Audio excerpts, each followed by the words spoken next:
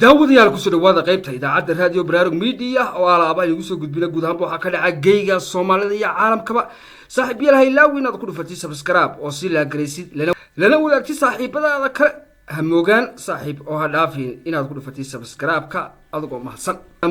oo kamid ahaa siyaasiyiinta sida weyn u hor istaagay muddo kordhinta madaxweynaha xilku ka dhamaaday ee farmaajo ee Soomaaliya ee golaha shacabka ee labada sano ugu dhufteen ee dib uga noqday dhawaan markaana kamid ahaa guddigii dhawaan loo xil saaray in ay ka soo tala bixiyaan halka xiisada ka dhalatay muddo kordhintii labada sano ahaa ee madaxweyne farmaajo ayaa ka sheekeeyay hadallo ay galabta isu dhaafsadeen isaga iyo ra'iisul wasaare Roble waxa uu sheegay in Roble uu weydiiyay sababta ku khasabtay dagaalka maadaama uu matalo isla markaana uu meesha u joogo ayuu yiri arintaas qoraal soo gaaray wakaaladda idaacadda raadiyo baraarug media kaga hadlayna waxa uu ka dhex maray Salaad iyo ra'iisul wasaare Roble waxa uu dhacay sidan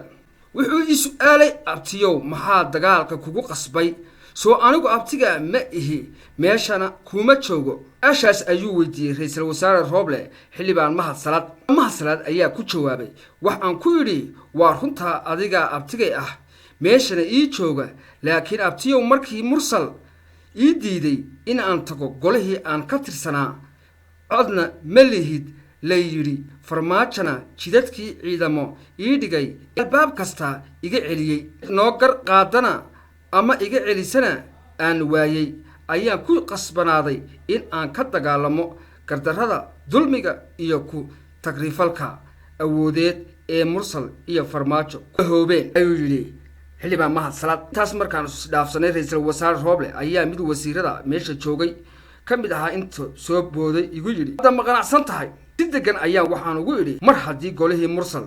fultoobay wax tar dambana uusan lahayn farmaajana jidadkii shalay uu ii diiday maanta aniga wax la iga weydiinayo wax cabasho ah ma qabo jirkii inta dhinacyada iska fiiriyay oo dhoole cadeeyay ayuu tartiib u siibtay malaa mid Fahad